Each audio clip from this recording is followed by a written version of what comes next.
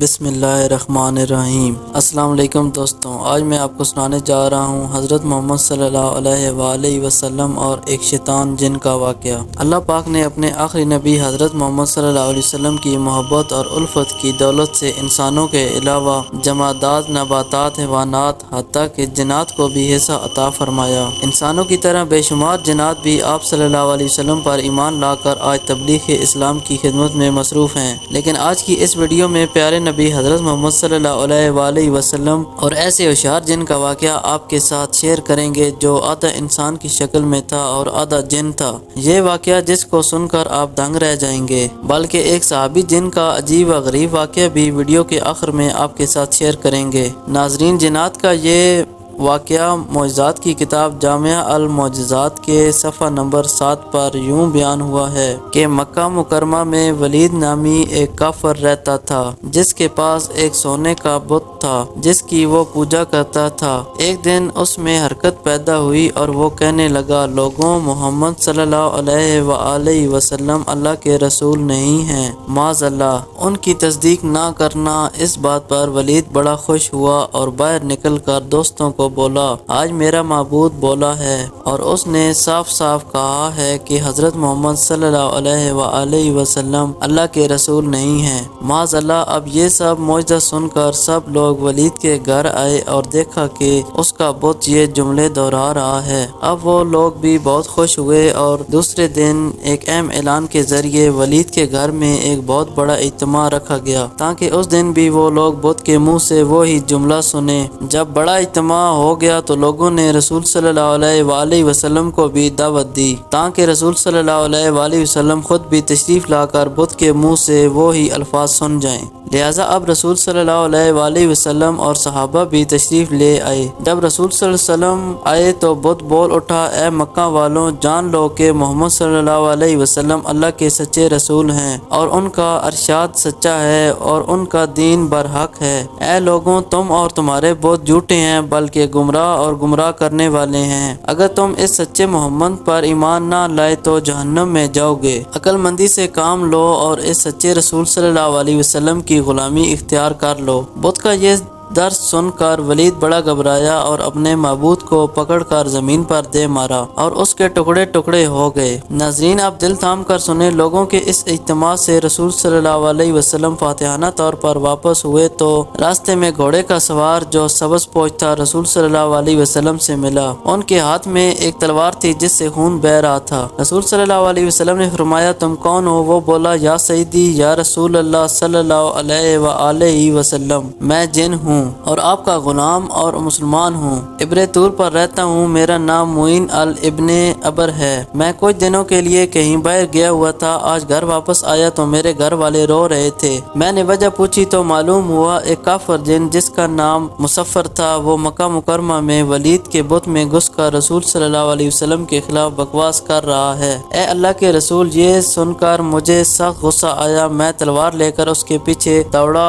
اسے رستے میں قتل کر دیا۔ پھر میں خود ولید کے بت میں گھس گیا اور جو کچھ اس بت نے کہا میں نے ہی وہ بولا تھا۔ ناظرین، رسول صلی اللہ علیہ وسلم نے جب یہ سارا واقعہ اس مسلمان جن سے سنا تو بڑی مسرت کا اظہار کیا اور اس مسلمان جن کے لیے دعا فرمائی۔ جب دور نبوت میں پیارے نبی حضرت محمد صلی اللہ علیہ وآلہ وسلم مسجد میں بیٹھے تھے تو مدینے میں ایک ایسا جن داخل ہوا جس کا قد 40 گز لمبا تھا، جو آدھا انسان کی شکل میں تھا اور آدھا جن کی شکل میں۔ سب لوگ اسے دیکھ کر ڈر گئے، بھاگنے لگے اور سب لوگ مسجد نبوی میں آئے اور لوگوں نے کہا، یا رسول اللہ، ہمیں اس بلا سے بچائیں جو سیدھا مسجد نبوی کی طرف آ رہی ہے۔ تو حضور صلی اللہ علیہ وسلم نے کہا، تم لوگ کیوں ڈرتے ہو؟ میں تمہارے ساتھ ہوں۔ اتنے میں وہ جن مسجد نبوی میں داخل ہوا اور اس نے کہا، یا رسول اللہ، میں آپ کے پاس ایک آرزو لے کر آیا ہوں۔ حضور صلی اللہ علیہ وسلم نے اس سے پوچھا کہ تمہاری کون سی آرزو ہے؟ اس نے کہا کہ یا رسول اللہ، میرے گال اور پیٹھ سے خون بہہ رہا رہا ہے اور میرے ہاتھ کھجور کے پتے سے بندھے ہیں۔ رسول صلی اللہ علیہ وسلم نے فرمایا کہ تمہارے ہاتھ کس نے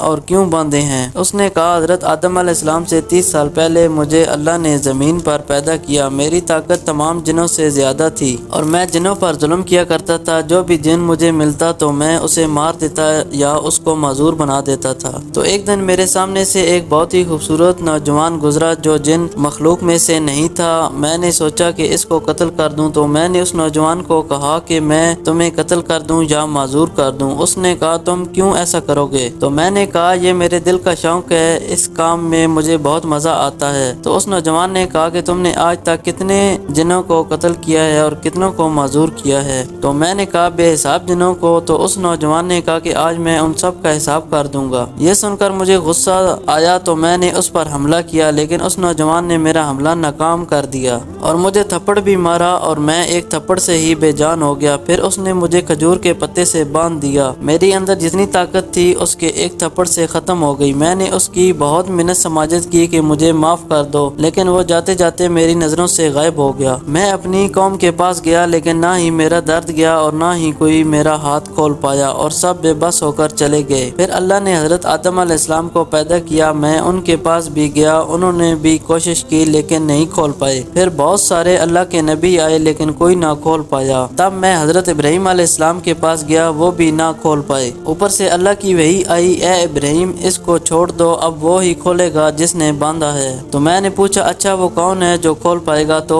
انہوں نے آپ کا بتایا تھا۔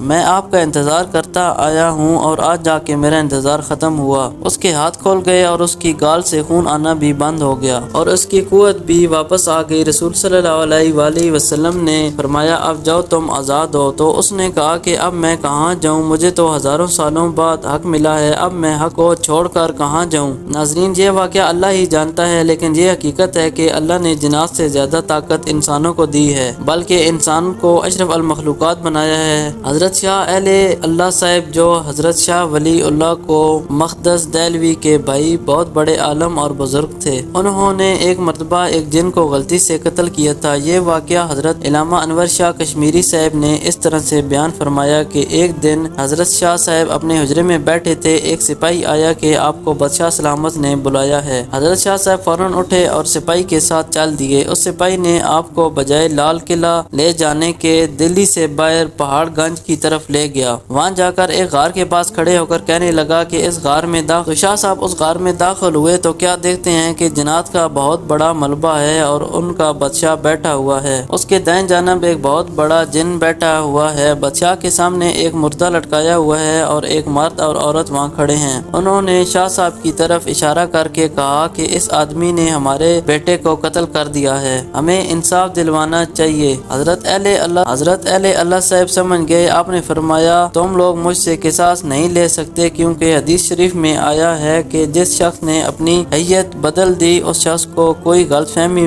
سے مار ڈالے تو اس مارنے والے سے قصاص یا خون بہا نہیں لے سکتے۔ بادشاہ نے اس جن سے جو دائیں جانب بیٹھا تھا کہ یہ حدیث سرور کائنات محمد صلی اللہ علیہ وسلم کی ہے، معلوم ہوتا ہے کہ وہ جنات سب مسلمان تھے۔ ہاں یہ حدیث شریف ہی ہے۔ جب فخر دو عالم نے یہ حدیث ارشاد فرمائی تھی اس وقت میں سرکار دو عالم کے دربار میں بیٹھا تھا، میں نے اپنے کانوں سے اس حدیث کو سنا ہے۔ حضرت شاہ اہل اللہ سے فرماتے ہیں کہ بادشاہ نے پھر مجھ سے یہ حدیث سن کر مجھے رہا کر دیا اور مجھ سے قصاص نہیں لیا۔ مجھ کو اپنے رہا ہونے کی اتنی خوشی نہیں ہوئی جتنی خوشی مجھے اس صحابی جن کو دیکھنے سے ہوئی تھی۔ شاہ اہل اللہ نے وہی حدیث اس صحابی جن سے سنی اور تابع ہو کر واپس آئے۔ ناظرین حضرت شاہ اہل اللہ صاحب جب وہ اپنے کسی دینی کام یا عبادت میں مصروف تھے اس وقت ایک سانپ کا بچہ آیا اور اس کو آپ نے مار دیا تھا۔ حضور اقدس محمد صلی اللہ علیہ وآلہ وسلم نے ارشاد فرمایا کہ جس نے اپنی حیت بدل دی اگر اس کو کوئی غلطی سے مار دے تو مارنے والے پر قصاص نہیں ہے، جیسے کوئی اپنی اصل شکل بدل کر کسی اور شکل میں آ جائے۔ یاد رہے کہ بعض جنات سانپوں کی شکل میں رہتے ہیں، جیسا کہ نبی اکرم صلی اللہ علیہ وآلہ وسلم نے ارشاد فرمایا کہ جنات کی 3 قسمیں ہیں، ایک تو وہ جن کے پر ہوتے ہیں اور وہ ہوا میں اڑتے ہیں، اور دوسری قسم وہ ہے جو سانپ اور کتے کی شکل میں ہوتے ہیں، اور تیسری قسم وہ ہے جو منزل پر ابھرتے اور کوچ کر جاتے ہیں۔ ایسے ہی اسلامی معلومات حاصل کرنے کے لیے چینل کو سبسکرائب کرنا نہ بھولیں۔